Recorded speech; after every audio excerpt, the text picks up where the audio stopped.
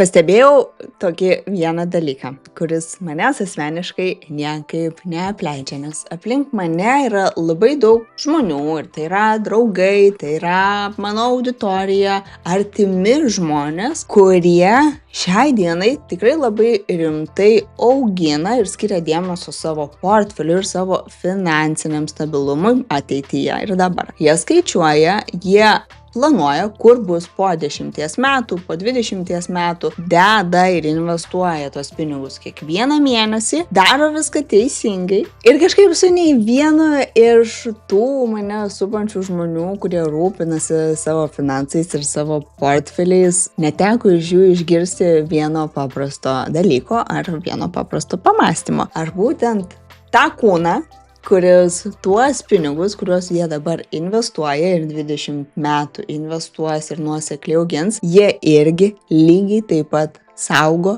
augina ir juo domisi. Nes pasirodo, yra vienas dalykas, kuris lemia, ar tuos paskutinius savo gyvenimo metus pragyvensi ant savo kojų, su savo energija ir su šviesia galva, ar būnant lovoje ir ligoje. Ir aš tą dalyką iš karto dabar nepasakysiu. Aš geriau parodysiu, nes kai tu pamatysi tuos skaičius, kuriuos pamačiau aš, tai aš tikiu, kad tai ilgam liks galvoje ir galbūt sukels tam tikrų pamąstymų. Ir kaip visą laiką priminimas tiem, kurie galbūt pirmą kartą pasijungia mano kanalą, tai aš nesu nei gydytoja, nei licencijuota finansų patarėja, aš tiesiog esu mama, kuri dalinasi tuo, ką daro pati ir kuo domiuosi pati savo kanale. Man pačiai asmeniškai sveikata ir kūno rūpinimasis, sportas visą laiką buvo labai svarbi mano gyvenimo dalis. Aš judėjau, rūpinausi savim.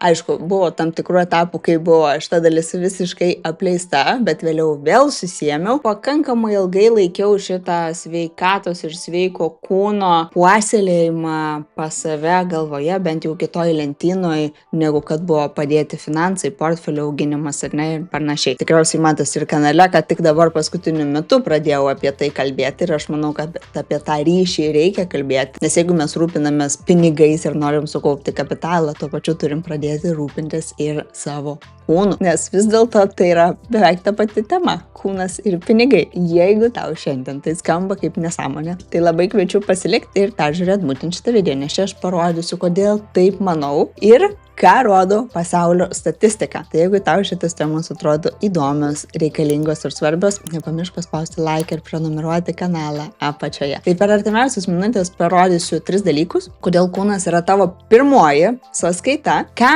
apie tai sako mokslas ir kaip tą patį dėsnį, kuris augina tavo sveikatą, tavo sveiką kūną, panaudoti galima ir pinigams. Arba atvirkščiai, jeigu jau tu augini kapitalą, moki investuoti ar ne, stebėti, kaip pinigai daro kitus pinigus, bet apie sveikatą nepagalvoji ir vis atidedi geresniems laikams, tai šitas video irgi tau labai naudingas.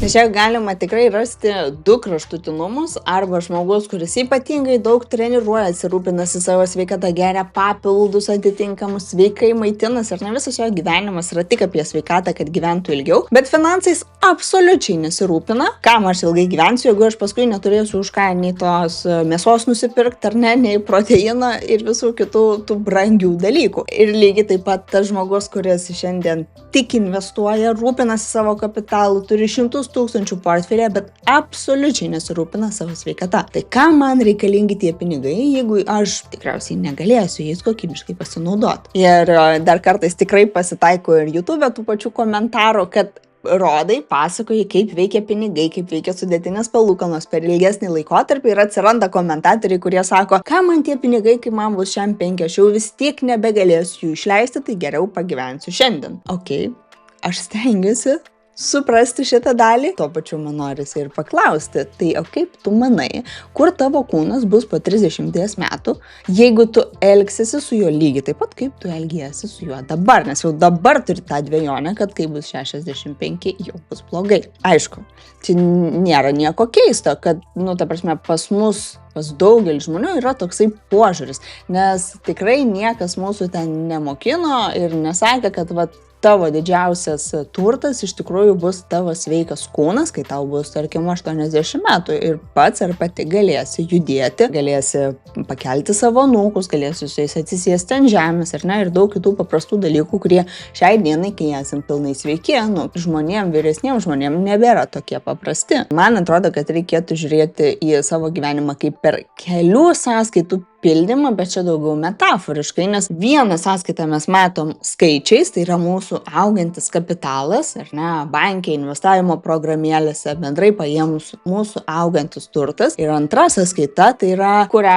sunkiau galbūt šiek tiek apčiuopti taip paprastai, nors iš tiesų tai yra mūsų kūnas ir mūsų sveikata. Ir būtent mūsų sveikata ir mūsų kūnas ir nuspręs, ar mes apskritai kažkada galėsim kokybiškai išleisti savo pirmosios sąskaitos sukauptą kapitalą. Yra įdomus momentas, jau keliaujant link statistikos, kad šiandien mes gyvenam ilgiau negu bet kada anksčiau gyvenusios kartos, ar ne, ir anksčiau gyvenę žmonės. Bet yra vienas didelis bet, kuris mane šokiravo. Mes gyvenam ilgiausiai, bet mes ir sergam ilgiau. Tai reiškia, kad aš galiu gyventi 100 metų, bet 15 ar 20 metų iš savo paskutinių metų aš gyvensiu ligoj. Tai vidutiniškai, ką bendrai rodo statistika, kad ten Amerikoje tai šis siaubingai, bet ir paimkim, ar ne, kad vidutiniškai apie 10 metų gyvenimo, savo gyvenimo pabaigos, žmogus praleidžia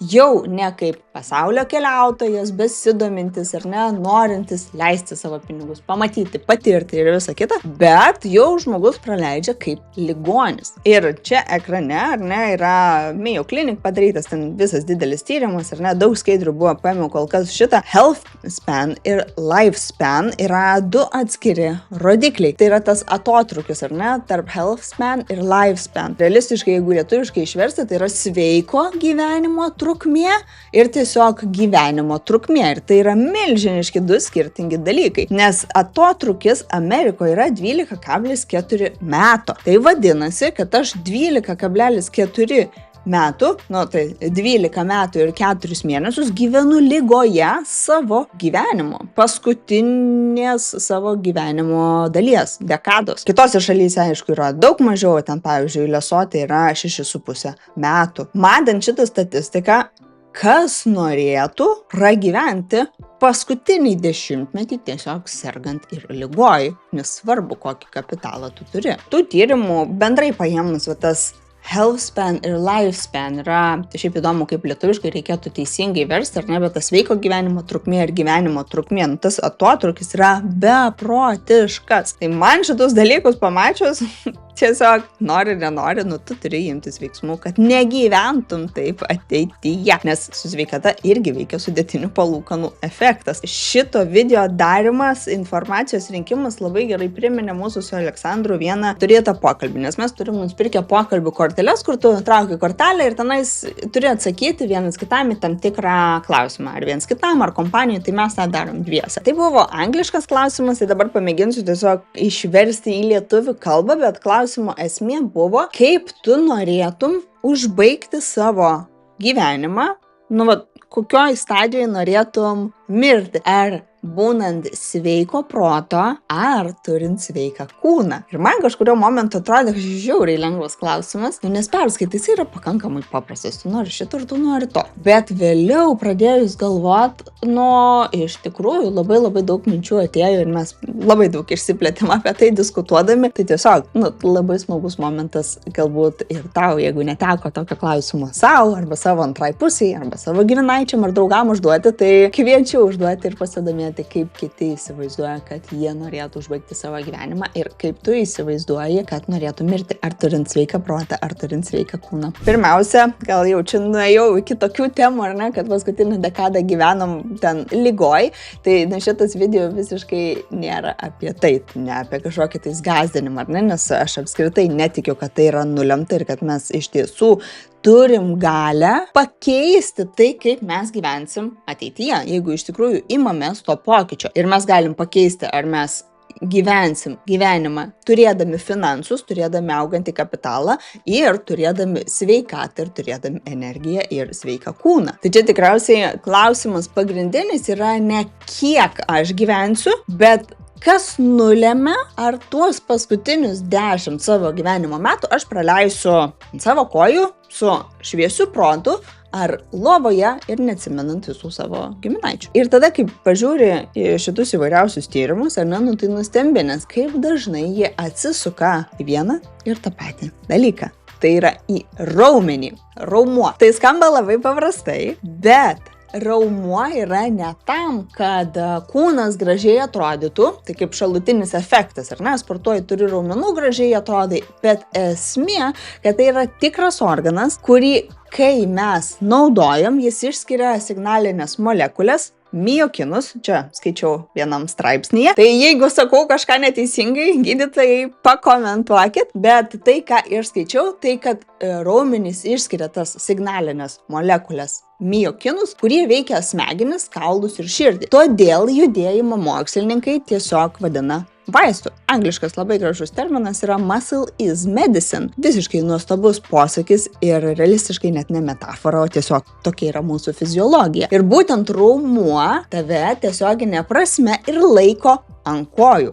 Tavo fizinis pajėgumas mirtingumą prognozuoja stipriau negu rūkymas. Irgi viskas iš tyrimų, neprisigalvoju. O dabar galim pažiūrėti tuos du dalykus, kurių senatvėj mes bijom labiausiai. Gal čia aš labiausiai bijau, tai dalinuosi savo. Tai yra gulėti tik tais lovoje, ar ne, negalėti pasijudinti, negalėti judėti ir neprisiminti dalykų, neturėti to švaraus, skaidraus savo sąmoningo proto. Ta antroji sąskaita, mūsų kūno sąskaita, saugo mus nuo abiejų dalykų. Yra nuo to gulėjimo lovoje ir kūno tinkamo nejudinimo ir tuo pačiu smegenų veiklos. Ypatingai taip pat domėjausi moterimis ir čia moterim labai svarbu, tai po menopauzės kaulai pradeda nykti greičiau.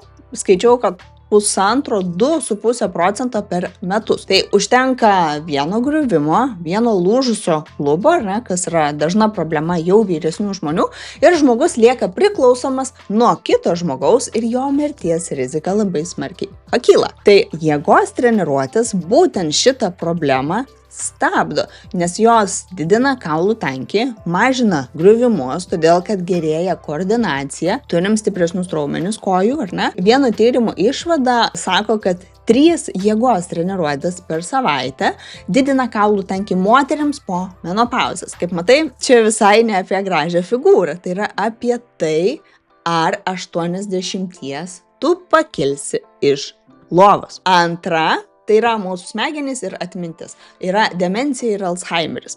Baisios ligos. Tai čia raumuo irgi dirba, nes stipresni raumenys siejosi iš tyrimų su maždaug 43% mažesnė Alzheimerio rizika. Moterims vėlgi ypač svarbu, todėl kad moterys sudaro apie 2/3 Alzheimerio atvejų. O vyram labiau yra pažeidžiama širdis, ypatingai iki 50 metų jie serga maždaug 2 dažniau širdies ligomis ir vėlgi gynyba šitam dalykui ar prevencija daugiau yra aerobinis pajėgumas. Ir smagiausia dalis, man asmeniškai smagiausia, tai pasidalinsiu tuo, ką aš pajutau sudėjusi visą šitą video į vieną galutinį savo filmuojamą vienetą su visais tyrimais ir su visa informacija, tai aš pajutau tikrai ne baimę dėl tų paskutinių 10–12 savo gyvenimo metų, bet daugiau palengvėjimą. Todėl, kad pasirodo, kad to lovos ir blėstančio proto ir blėstančios sąmonės mes galim išvengti ir nereikia absoliučiai nieko ekstremalaus daryti. Apibendrinant, štai kiek mums reikia.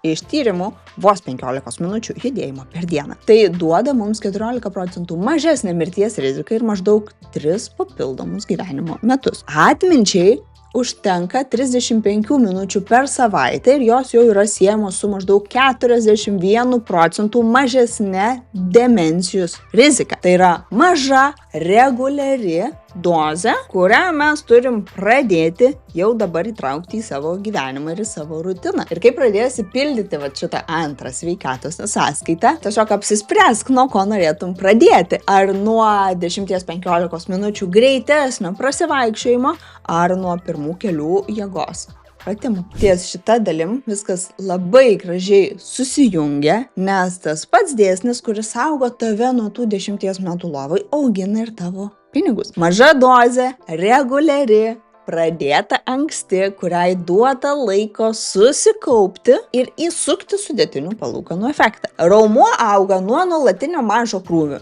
Pinigai nuo nuolatinio mažo indėlio. Tai sudėtinis palūkanos ir tie miokinai, apie kuriuos sakiau prieš tai, jie veikia realiai remiantis tą pačią logiką. Ir tyliai fone, kol tu tiesiog gyveni savo gyvenimą laikantis tam tikrų tau pačiam ar pačiai padėsiančių įpročių, nekenkiančių įpročių. Pati brangiausia klaida, kurią mes galim padaryti ties pildant ir jungiant sudėtinių palūkanų efektą ties kapitalu ir investicijomis ir ties tą sveikatos sąskaitą, brangiausiai atseinantis dalykas – pradėsiu vėliau. Pasidalinsiu, ne? Gal teko girdėti, kokį dažniausiai jausmą parašo žmonės po tokių video. Dažniausiai nerašo, kad ačiū už info, bet arba tyliai pagalvoja, arba kartais net iš tiesų ir parašo, kad kodėl aš apie tai nepagalvojau, kodėl aš to nepradėjau ir negirdėjau anksčiau. Tai aš lygiai tą patį, ne tik apie investavimą, bet ir apie sveikatą girdžiu.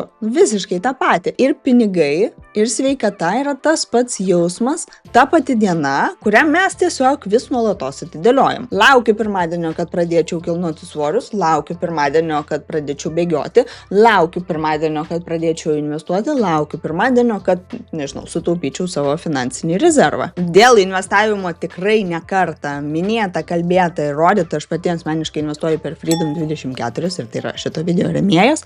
Investuoju būtent per šitą vertybinių popierių brokerį beveik 4 metus, tai dalimi sprendimų ir savo asmeninio portfelio dalinuosi ir viešai, būtent savo kanale. Tai man yra svarbu, kad tai yra licencijuota reguliuojama platforma su lietuvišku palaikymu ir atstovybė Vilniuje. Smagiausia dalis, aišku, kad kaip ir su sveikata, tai nereikia investavimui ir kapitalo auginimui absoliučiai nieko sudėtingo tam, kad turėtum realų efektą. Kaip judesiui užtenka 15 minučių, taip ir investavimui mes galim, populiarus žodis, optimizuoti procesus ir efektyviai auginti kapitalą, pavyzdžiui, renkantis plačiai išskaidytus indeksą sekančius ETF-us. Tam, kad suprasti, ar ne, kas bendrai paėmus tas ETF-us, jeigu pirmą kartą girdėt, tai gali tiesiog pasižvalgyti daugiau kanale, pas mane yra daug video, kur paaiškinu, kas tai, kaip jie veikia, bet iš esmės tai yra tiesiog tarsi vienas krepšelis, kuriame iš karto yra 100 įmonių. Tai nebereikia spėlioti, kurią akciją tau reikia pasirinkti ir atrasti, kad jinai augtų, ką tu darai, renkiesi akcijų rinkinį. Gauni geriausias šios dienos kompanijas vienu pirkimu. Pasirenki sumą, gali būti, kad ir paprasčiausiai 100 eurų per mėnesį ir pasižymi kalendoriui vieną dieną kaip mažą priminimą, tai kadagi tu investuosi, kuri bus ta auksinė tavo diena. Čia galiu net kalendorium savo pasidalinti. Mes, pavyzdžiui, su Aleksandru turim, ar ne, įsidėję visą laiką kalendoriuose pas mus yra sportas. Visą laiką antradienį ir ketvirtadienį yra kaip maldelė sportas. Antradienis, ketvirtadienis sportas, dar keliaujam kartais šeštadienį, sekmadienį arba penktadienį vakare prisidėti, ypatingai vasaros metu, dar trečią treniruotę, ar ne? Čia sportas, čia sportas, čia sportas, sportas, sportas, sportas. Man asmeniškai pati iš priminimų savo su investavimu neturiu. Sportą esam visą laiką įsidėję, nes tai mums yra svarbi dalis ir mes žinom, kad mes nieko kito tuo metu neveiksim, nes mes keliausim sportuoti, ar treneris išvykęs, ar treneris neišvykęs, mes tom dienom kaip šventą važiuojam sportuoti. Su investavimo pasirinkimais aš nenaudoju šitų priminimų, bet pagalvojau, kad galėtų būti lygiai taip pat veiksminga. Aš pati investuoju tuo metu, kai pas mane atkeliauja pajamos, momentaliai iškeliauja dalis į investicijas ir vėliau aš pildau dar savo portfelius, todėl kad turiu kelis skirtingus portfelius, kelias skirtingas strategijas dar per mėnesį kelis kartus. Net jeigu kalbant apie tą patį plačiai išskaidytą ETF, kuris seka indeksą, kiekvieną mėnesį dalinuosi, kaip aš pildau tą savo portfelį po 100 eurų ir šiai dienai galiu pasidalinti net ekrane, kaip tai atrodo. Va, turiu Justinos 100 eurų accumulating portfelis, tai yra augimo portfelis. Bendrai paėmus, jam yra kiek daugiau negu 2 metai, pradėjom 24 kovo mėnesį, pildau tik po 100 eurų. Šiai dienai aš turiu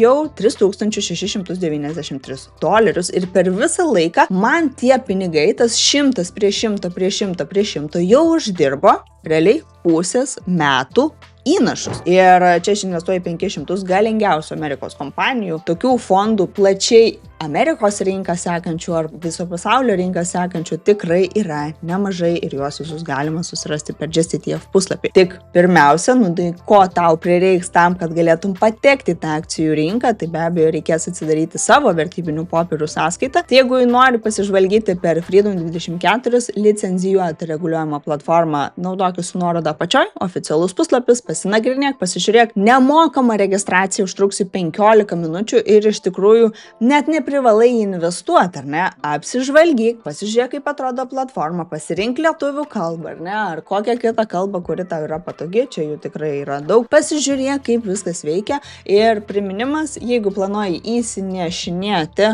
pinigus, tai nedaryk to kortelę. Darykit tarptautinių bankinių pavedimų, nes kortelė kainuoja, pavedimas ne. Tai nuorodą rasi apačioje, užsuk pasižvalgyk, o jau, kad tenais esi, nepamiršk prenumeruoti kanalą. Ir dabar sugrįžkim prie svarbiausių ir jau tokio užbaigimo, kad mes esame įpratę galvoti, kad investavimas tai yra tik apie pinigus. O kas jeigu mes tą patį, kaip ir tos 15 minučių per dieną sportui ir ne, tai pritaikysim tam pačiam investavimui. Nes kam tau portfelis 80, jeigu tom dienom gulėsi lovoje ir kam tau yra nereali gera sveikata, jeigu visą gyvenimą tik dirbi ir nieko neatsidėjai ir jau senatvėje nebegalėsi dirbti ir nebegalėsi to pačio steiko nusipirkti. Tiesiog pabaigai.